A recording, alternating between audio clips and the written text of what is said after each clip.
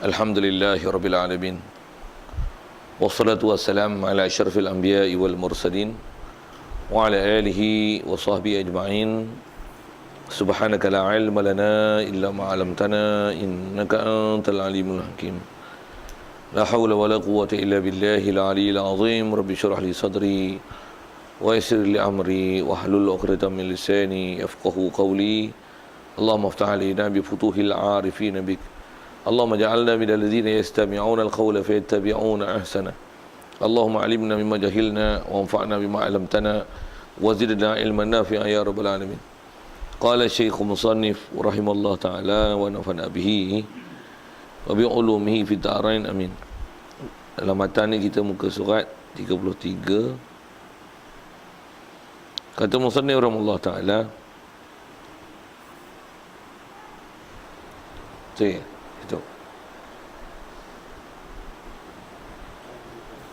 dan diberatkan diat khotok surat pada 3 tempat.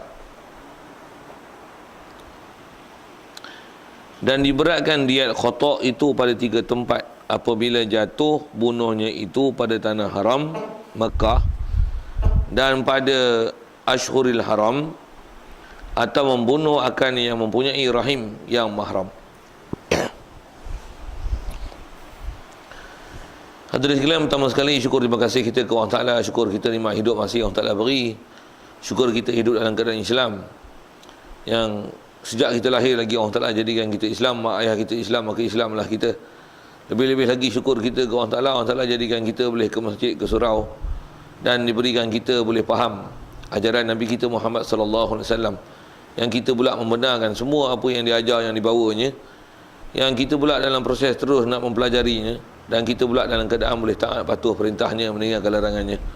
Syukur banyak-banyak nikmat-nikmat besar tu Allah Taala beri ke kita, yang kalau kita perhati keliling kita, tak ramai orang yang dapat nikmat seumpama kita ini. Dan syukur kita Allah Taala berikan kesihatan lapang masa dan diberikan keupayaan petang malam ni untuk boleh hadir solat maghrib berjemaah. Walaupun ada gangguan cuaca tu, Allah Ta'ala berikan upaya pada kita datang juga. Yang insya-Allah dengan kesempatan itu dan pertemuan kita malam ni, kita manfaatkan meneruskan bacaan kitab kita daripada kitab Sulamul tadi, insya-Allah. Dan kita dalam masjid ni main niat iktikaf sama-sama. Kerana iktikaf adalah ibadah, cuma ibadah tak sah melainkan niat. Jadi kalau tak niat lagi main niat sama-sama. Lafaz niatnya saja aku iktikaf dalam masjid ni kerana Allah Ta'ala. Kata musannif rahimahullah ta'ala, dan diberatkan diat khotok itu pada 3 tempat. Hadirin sekalian, apa yang kita nak sabar ni, kalau ikut masih ada perkara yang berkaitan masalah diat. Yang kalau ikut hari tu kita dah bicara istilah diat, yang ada istilahnya diat mukhaffafah dan diat mughaladzah.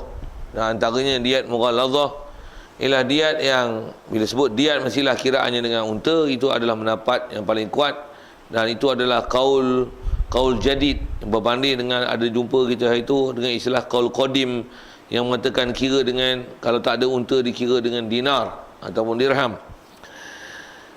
Jadi ada diat yang istilahnya mukhaffafah dan mughaladzah, dan adanya diat mukhaffafah dan mughaladzah itu disebabkan adanya kes yang berbeza dalam kes-kes pembunuhan. Yang antaranya kita dah bicara juga dulu, pembunuhan dalam Islam ni ada 3 kategori. Ada dipanggil khata', dipanggil qatlul amdi, bunuh dengan sengaja. Ada yang dipanggil Allahumma shalli ala, dipanggil qatlul amdi, dan dipanggil qata'ul amdi, salah sengaja. Dan ada yang dipanggil khata', amdul khata'. Jadi ada yang syibhul amdi, silap saya sebut istilah tu. Ada yang qatlul amdi, bunuh sengaja. Ada yang syibhul amdi, menyerupai sengaja. Dan ada yang nama khata'ul amdi ataupun amdil khata', semata-mata silap. Dan antara yang kita dah bicara dulu, antara diat-diat mughaladzah itu adalah kes-kes bunuh, yang bunuh sengaja. Hak tu yang nama diat mughaladzah.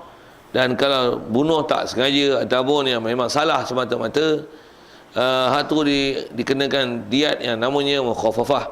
Baik. Jadi apa yang kita nak sambung ni, kalau ikut adalah masih bab diat. Yang dia nak sambung ni adalah tentang diat yang ada istilahnya dia ni asalnya mukhaffafah, tapi dengan sebab ada kes dan situasi ni, maka yang mukhaffafah tu akan kena mughaladzah. Asal-asal mughaladzah adalah diat yang dipanggil qatlul amdi, bunuh sengaja. Kalau syibhul amdi, menyerupai sengaja, dengan mana dia bunuh, berlaku pembunuhan, tetapi orang yang melakukan perbuatan tersebut tidak menggunakan alat yang sepatutnya boleh mematikan, tapi berlaku juga kematian itu. Yang tu dipanggil syibhul amdi. Dan ada yang dipanggil amdul khata' ataupun khata'ul amdi, salah sengaja. Salah sengaja semata-mata itu, dengan makna dia tak ada qasad nak cederakan orang, pergi buru tengok kena orang. Itu adalah amdul khata' ataupun khata'ul amdi. Yang tu dikenakan mukhaffafah. Begitu juga yang syibhul amdi dikenakan diat yang mukhaffafah. Dan ada kedaran yang telah kita bicara dulu, saya tak cadang nak ulangnya. Cuma nak sebut asalnya ada yang mukhaffafah, tapi ada kes tertentu diberatkan diat khata' itu pada 3. Jadi asalnya diat khata', maksudnya khata'ul amdi, diat salah. Macam orang nak pergi buru, tengok-tengok tembak ke panah ke balik lembing ke, tengok-tengok terkena orang mati. Memang salah bunuh orang. Memanglah tak sengaja. Pula tu bukan kosok nak bunuh orang pun, tapi kena orang, ataupun kena peluru sesat, panah sesat, peluru apa seumpama sesat-sesat tu, kena orang mati. Setiap orang yang daripada dia menyebabkan kematian, dia kena ambil tanggungjawab. Dan walaupun tersilap, di atas kategori silap itulah yang namanya diat mukhaffafah. Yang kita dah bicara apa dia diat mukhaffafah tu, antaranya diat tersebut dibagi pada 5. Ada jenis-jenis unta yang kita dah bicara itu. Baik. Macam mana pun yang mukhaffafah ni, yang asalnya diat tu diat khata'. Jadi bila khata' bunuh yang silap semata-mata, yang kenakan diat mukhaffafah sepatutnya ada ketikanya dikenakan berat. Maksudnya dikenakan diat mughaladzah, unta tu tak bagi pada 5, tapi unta tu bagi pada 3. 3 tu antaranya kita bicara dulu, ada hiqqah, ada jaza'ah,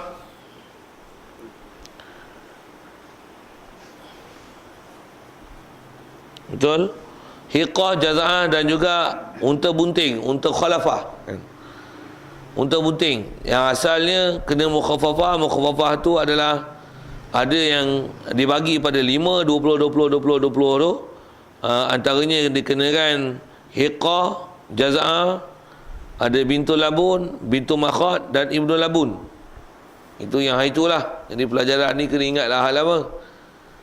Baik, jadi asalnya dia ni dia khata', jadi kena dia mukhaffafah, tapi dikenakan berat, maksudnya mughaladzah. Unta tu nanti bagi 30, 30, 40. Baik, pada 3 tempat. Pertama, antaranya apabila jatuh bunuhnya itu pada tanah haram. Pasal kita kalau ikut tanah haram ni, tempat yang memang kita kena jaga sungguh. Bukan saja buat bunuh, bahkan kelari pun tak dibagi. Kalau tempat lain nak kelari, nak balah, nak gocoh apa seumpama tu, ada tempat disuruh je. Tapi bila tanah haram ni, tak usah. Siang orang pergi Mekah, pergi umrah, ilmu ni mesti faham sangat. Ilmu utama mana? Bila berada tanah haram, memang kita kena jaga sungguh. Dari si bab-bab kelari ni. Satu, Pak Arab dia, kita hebat ke mana pun, katalah Pak Arab ke, Pak Afrika ke, Pak Amerika ke, kita walaupun gagah macam mana pun, terus aduk kelari. Istilah kita mengalah lah.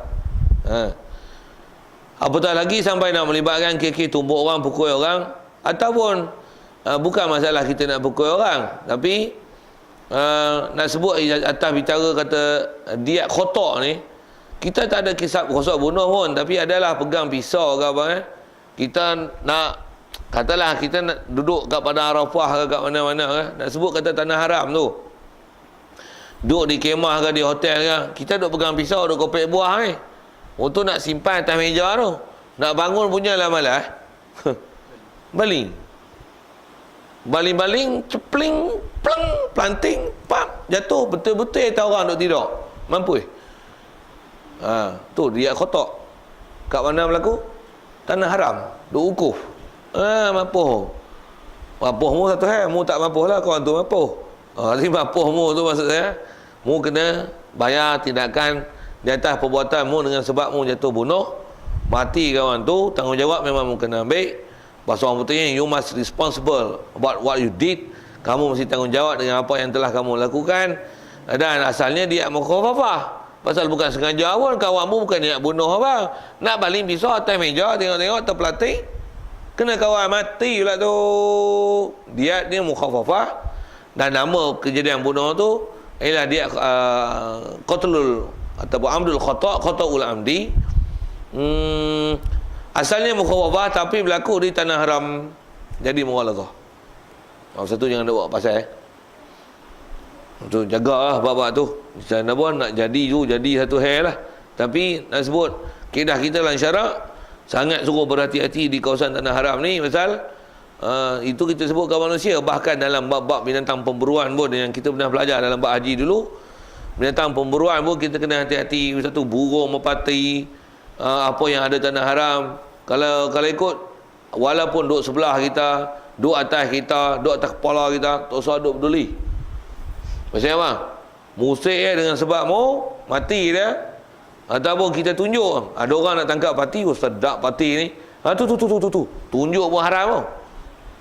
Pasal apa? Kita isyaratkan binatang-binatang yang istilahnya binatang liar, yang memang boleh dimakan binatang tu, kita tunjukkan pada orang yang nak buru. Orang lain yang buru, kita tolong tunjuk pun haram dalam dosa. Satu kena ngaji khas tu bab tu. Pantang larang tanah haram tu, yang pokok bukan boleh patah, batu bukan boleh ambil buat balik. Banyak pantang larang tu. Bila orang tak mengaji, dia tak jaga tu, macam mana pun atas kita bicara ni, antara yang kita yang kena jaga sangat adalah kes-kes yang boleh menyebabkan kematian orang. Jadi senjata pun kalau boleh buh dalam bersarung, jangan duk buat keluar. Pasal bila keluar, kena jadi kes bunuh. Walaupun tak pernah ada kosok bunuh orang, tapi dengan sebab senjata kita ada orang mati, asalnya mukhafafah, kena mughalazah. Okey, satu. Yang seterusnya adalah jika berlaku pada Ashhuril Haram. Ashhuril Haram ni adalah bulan-bulan haram. Tu asal terjemah. Bulan haram ni bulan haram apa? Dalam kaedah kita Islam ada 4 bulan yang istilahnya bulan haram perang. Dan 3 lah. Bulan haram perang ni ada 4 bulan, 3 berturut-turut, 1 tunggal. Dia panggil, disebut dengan 4 bulan tu salah satu sardun wahidun fardun. 3 yang berturut-turut mengiringi satu sama lain, dan ada 1 yang tunggal. Bila bulan haram perang dalam Islam? Perang dalam Islam haram Rejab, itu 1, Zulkaidah, Zulhijjah, Muharram. Muharram ni walaupun 2 tahun lain, tapi banding dengan Zulhijjah tu bulan 12, Muharram tu bulan 1. Zulkaidah, Zulhijjah, Muharram duduk dekat-dekat. Jadi 3 tu turut, 1 lagi bulan Rejab. Kedah kita dalam syarat 3 bulan ni kena jaga sangat. Pasal apa? Pasal dia ialah pantang larang untuk melakukan peperangan. Bahkan berlaku bunuh tak sengaja pun. Ataupun kita sebut ni dia bukan masalah bunuh tak sengaja, dia tu ialah dia khata'. Senjata kita bukan untuk bunuh orang, tapi terkena orang mati, asalnya dia mukhafafah, kena mughalazah. Nampak tuan-tuan? Satu, kita ambil berat sikit lah bulan-bulan ni, Zulkaidah, Zulhijjah, Muharram. Pasal benda ni adalah hukum-hukum syariat, jadi kena ambil tahu lah bulan-bulan ni, Zulkaidah, Zulhijjah, Muharram, satu lagi Rejab. Walaupun asalnya itu dalam kaedah pasal kaedah hukum syarak ni dia datang asal daripada Rasulullah, yang asalnya itu adalah peraturan perang dalam bulan-bulan Arab. Tapi dah datang kita ikut Islam, kat kita pun datanglah hukum tu, hukum yang sama. Pasal apa syariat kat orang Arab, apa syariat kat Rasulullah, itulah syariat seluruh umat Islam satu dunia sampai kiamat tu, pakai syariat tu. Baik, asal yang sebut ialah bulan haram. Jadi kalau berlaku yang panggil khata'ul amdi ataupun amdil khata', pembunuhan yang kita bukan kosok bunuh pun, buru tetap kena orang, kena dia mughalazah pada bulan-bulan haram. Jadi kita ni pun kalau buat misal kita duduk bulan Zulhijjah ni, nanti Muharram, jaga bulan-bulan tu. Sekali lagi kalau sebut masih ke cerita bulan haram ni, bulan haram ni umum masyhur dia panggil bulan haram perang. Perang-perang, haram perang tu haram tentang mana? Kita memulakan perang. Hatta perang yang kafir sekalipun, kita dilarang memulakan peperangan dalam 4 bulan ni. Adapun jika kita diserangi, kita diserang dalam masa 4 bulan ni, diharuskan pada kita untuk membalas serangan. Bukan kerana memulakan, tapi mempertahankan diri dan membalas serangan dan kezaliman yang dibuat oleh orang kafir kepada kita. Hak tu dibenarkan. Zulkaidah, Zulhijjah, Muharram, Rajab. Adapun memulakan peperangan mengikut kaedah syariat kita, 4 bulan ni ialah bulan gencatan senjata bagi orang Islam yang tak ada perintah jihad untuk keluar, yang kita nanti ancam orang untuk kita mula perang dengan orang. Tak ada. Dakwah apa boleh, tapi untuk istiar perang dengan orang yang kita mulakan perang, tak ada. Asal syariat tak ada. Tu. Tapi kalau dalam bulan tu, orang putih pula dah. Orang kafir ambil kesempatan, kata dia, oh bulan Islam ni, orang Islam ni warak lagi bulan ni. Jadi kita tibai dia mau. Memang bukan nak perang bulan ni. Dia timai dia mah, kita tibai dia kelai. Sikit bahasa-bahasa gitulah. Guna bahasa kapuh ni, faham tak? Nak faham tentang mana ni? Nak kata ada bulan-bulan haram yang kita ni haram perang tu, bukan haram perang semata-mata, tapi haram perang dengan mana haram memulakan peperangan. Sekalipun kita di pihak benar. Jadi saja nak sebut tu pasal nak bagi huraian bulan haram tu apa dia. Siap. Asal ulang 2-3 kali dah bulan haram tu, tak dapat juga 4 putih bulan tu. Sepak lagi sekali. Kena bodoh tengah tu. Nak sebut tu kaedah Zulhijjah, Muharram tak kerti. Baik haram tu. Pergi di sana. Okay. Nak ingat 4 bulan tu pun payah. Satulah mengaji kena ada catatan, kena ada kitab tulis, dobit. Tu main ingat dalam kepala aku, tak ingat semua. Kita nak beli barang pasal malam pun kadang lupa betul ya. Bawang, ni cabai, ikan. Balik-balik rumah bini kata, bang, mana serai? Alah, lupa lah serai. Kita belakang rumah tu, mana ada serai, habis lah. Kambing rabuk habis lah. Kena beli, kena pergi pula. Kelai-kelai lewat mana cabai? Lah cabai lah tak beli, jangan buat bodoh tu. Tulis elok-elok. Itu baru barang pergi pasar malam. Ni ilmu nak pakai sampai kiamat. Takkan nak udang 3-4 kali mengaji bulan haram tak ingat lah leceh tu. Sikit sebut-sebut itu. Satu ngaji ni tuan-tuan. Saya dulu tuan guru ada, kalau lama kita belajar, ada adab belajar dan ada ilmu. Sekalipun kita mengaji macam orang kata sambil lewat masuk sambil lewat tu, ngaji sambil pergi sembahyang maghrib sekali pun mengaji ni tu, prinsip mengaji ni mu dengar sekali, ingat, faham, terus simpan dalam kepala mu. Tak usah tangguh lah. Bila lagi nak ngaji kan, siapa lagi nak baca kitab macam ni, nak ulang macam saya cerita ni, tahu tak? Siapa lagi nak baca kitab ni? Dengar elok saya sebut tu. Macam kita duk bicara dia tu, siapa dia lagi nak baca kitab fiqh daripada awal nak jumpa bab dia tu, siapa lagi nak baca? Saya, mapuh saya tak baca dah. Walaupun kalau ikut dah baca itu, ada saya ulang sikit apa dah Syibul Amdi, Qatlul Amdul Qata, Qatlul Amdi, Syibul Amdi, dia panggil Amdul Qata ataupun Qatul Amdi. Nama istilah-istilah Arab tu terjemah sekali, lalu sebut pula nama dia Mukhaffafah Mughalazah, sebut pula nama-nama unta tu sekali lagi. Padahal itu belajar dah tu. Nak kata apa? Siapa lagi nak baca tu? Kalau baca apa boleh faham, tak boleh baca faham. Kita dengar dah. Tu ngaji cuai tak cuai. Ngaji buat tak tahu tu. Duk bodoh apa tu bagi amat. Satu saya nak sebut tak ada mengaji tu yang kita dengar macam mana, walaupun kita dah tahu, dengar macam baru terima ilmu, dengar ambil simpan tu. Kita orang Islam ni, kita diajar macam tu ilmu. Rasulullah terima wahyu macam tu kan. Dia tak pernah minta Jibril ulang. Belajar tau. Ajar Iqra, walaupun Rasulullah tak boleh catat. Baca. Rasulullah kata aku tak kerti baca. Tak apa, mau dengar. Bahasa dia yang tu lah Jibril ajar tu. Iqra bismi rabbikal ladzi khalaqa. Khalaqal insana min 'alaqa. Iqra wa rabbukal akram alladzi 'allama bil qalam 'allamal insana ma lam ya'lam. Sekali ya Jibril baca, Rasulullah terang terus, ingat. Tak lupa sampai kiamat. Sampai dia wafat. Tak lupa nah. Berapa kali baca? Sekali je. Padahal dia tak boleh cutai tu. Tak boleh catat tu. Kita boleh catat tak? Boleh catat. Panan boleh tak? Rumi boleh tulis tak? Jawi boleh tulis tak? Boleh. Kena tak catat, kena tak tulis. Tak apa lagi sekali waktu. Okey. saja nak guna bahasa itu. Kita cuai kan. Betul, malu kat Rasulullah lah. Rasulullah tak boleh mencatat tapi ingat. Kita boleh mencatat tak ingat.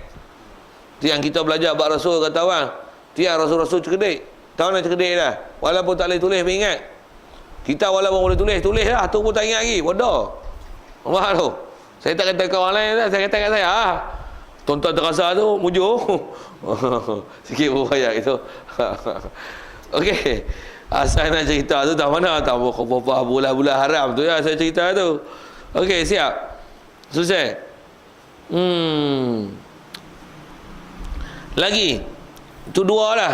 Bulan-bulan haram tu. Jadi jagalah diri kita pada bulan haram tu. 3, 2. Yang ketiga, ataupun membunuh akan yang mempunyai rahim. Berlaku pembunuhan. Ada orang ni dia bunuh. Orang yang dibunuh itu dengan dia ada hubungan rahim. Rahim pula yang mahram. Mahram ni sebutan betul. Sebutan tak betul Melayu apa? Muhrim. Bantai. Macam mana pun rasanya ramai orang sebut betul lah. Walaupun begitu ada juga tak sebut tak betul. Ada duk muhrim lagi. Bukan muhrim lah. Mahram. Apa makna mahram? Kalau nisbah orang lelaki, mahram maksudnya orang perempuan yang diharamkan untuk kita menikah dengan dia. Bila haram nikah maksudnya dia ada hubungan darah dengan kita. Sama ada mak menakan belah mak menakan sebelah pak, adik beradik, anak menakan adik beradik kita, mak kita, tok perempuan lah, nenek tu. Nenek kita, hak tu adalah istilahnya mahram. Jadi pembunuhan tu kalau berlaku di kalangan orang yang ada hukum mahram, dia asalnya mukhaffafah. Dan pembunuhan pun cuma saya gunakan bahasa pembunuhan. Dia bukan pembunuhan, dia terbunuh. Terbunuh pun bukan kosong bunuh. Katalah duduk dalam rumah main dart tu. Tadi contoh paling pisau main dart. Dart tu dart. Mentang padat. Ada tempat target tu untuk baling. Panjang sedikit tu kan. Ada benda tajam tu. Baling. Tak dia tengok anak melitah. Tu mampu. Macam mana? Kena dia. Memang tak kena hukum kisah, tak ada. Kita dah belajar hal itu. Pasal apa? Bapa bunuh anak, walaupun terbunuh silap apa tu satu hal. Tapi macam mana apa? Mu kena dia. Salah tu. Nak kena kisah memang tak kena. Maksudnya bunuh balas tak kena. Tapi dia asalnya mukhawafah jadi mughalazah. Satu jaga babak ni. Babak boleh cedera ke orang, mati ke orang ni kena jaga. Kata kita baral lagu mana pun, tak usah ada bawa pisau ulur ke orang. Bahaya lah. Nak ulur ke orang pisau ni, senjata ni, bahasa dia kapir harbi lah. Tu kan kita. Dengan orang Islam tak sah. Kadang-kadang tunjuk kedai pegang kau. Nampak ni. Kau hayung lagi sekali. Tu. Kena barang kita kan. Saya tak kata tuan-tuan, saya pun main barang. Lagi ada cakor pegang ni. Nampak cakor ni. Lagi bagi hulu cakor kan, kepala cakor lagi. Kena motor. Nak kata apa? Kena ajar sikit. Ada dengan tunjuk kedai tu. Buah pi lah bahasa-bahasa tu. Pasal apa ni tau? Pasal bab ni dia kena diat teruk. Okey, siap. Jadi asal nak sebut bab mahram, bulan haram, tanah haram. Semua haram tu. Tambah pula buat di tanah haram, bulan pun bulan haram. Lepas tu mahram pula yang bunuh, yang mati tu. Macam mana pun dia tak ada triple mughalazah, tak ada lah. Bagi 3 tu jadi 1, tak ada. Semua unta bunting yang 100 ekor, tak ada tu. Bujuk tak ada. Kalau ada apa lah. Sikit dengan bahasa-bahasa itu. Okey, siap. Jadi rasanya maklumat tu yang nak ambil faham pun. Dan syariat ada hukum tu. Soal kalau ada situ. Boleh?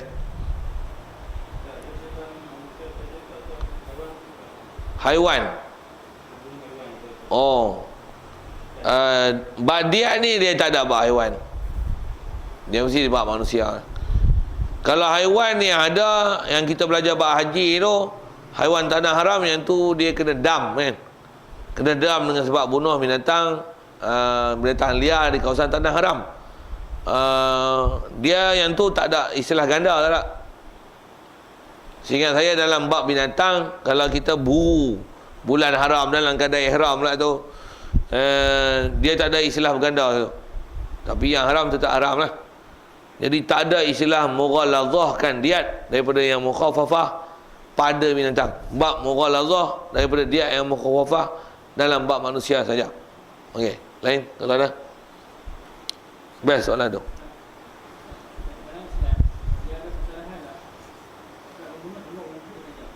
Oh. Ya. Ugut saja tu.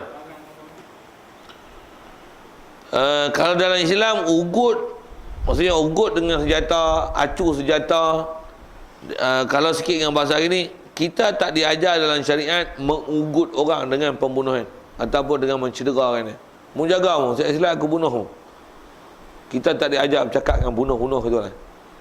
Itu bukan akhlak Islam. Dari segi kaedah kita Islam, adakah jadi haram hak tu? Seingat saya kalau acu senjata, ada ulama kata haram.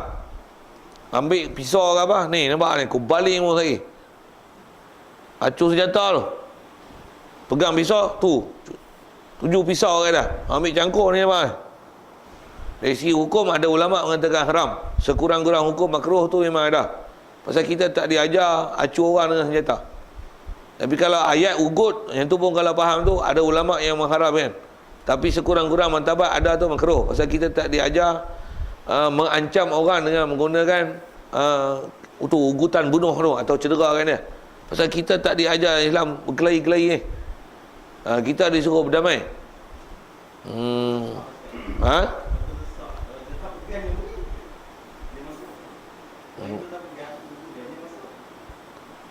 Itulah ke atas semata-mata kita acu senjata tu, yang tu kata asalnya sekurang-kurang hukum makruh tu ada.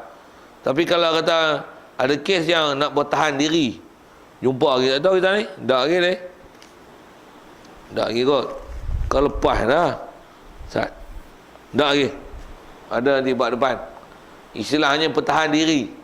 Ada orang masuk rumah, mau masuk rumah aku ni, cakap langkah nak masuk, aku kata tak boleh mu nak masuk rumah aku ni, cakap ni, hinggap belakang mu ni, mu nak masuk minta izin. Tu katalah yang tu kan, kita ugut tu, tak, kalau kita tak bagi ugut yang tu, dia tak lari dia masuk waktu lah.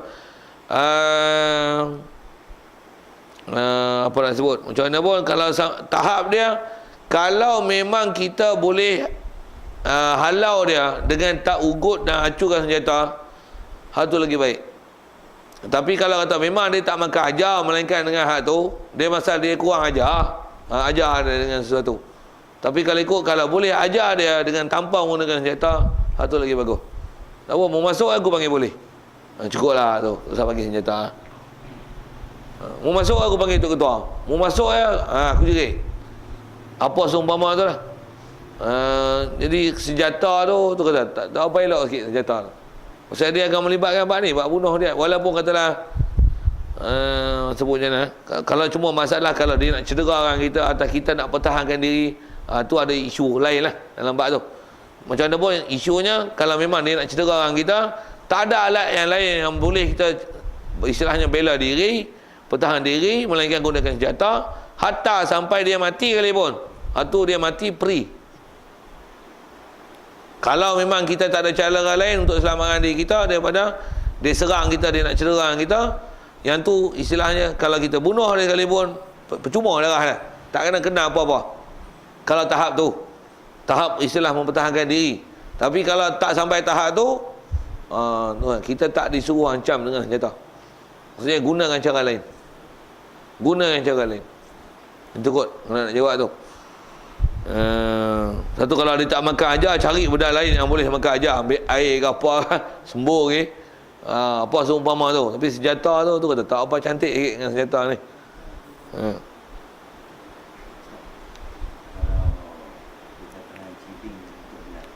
Ya, kena orang.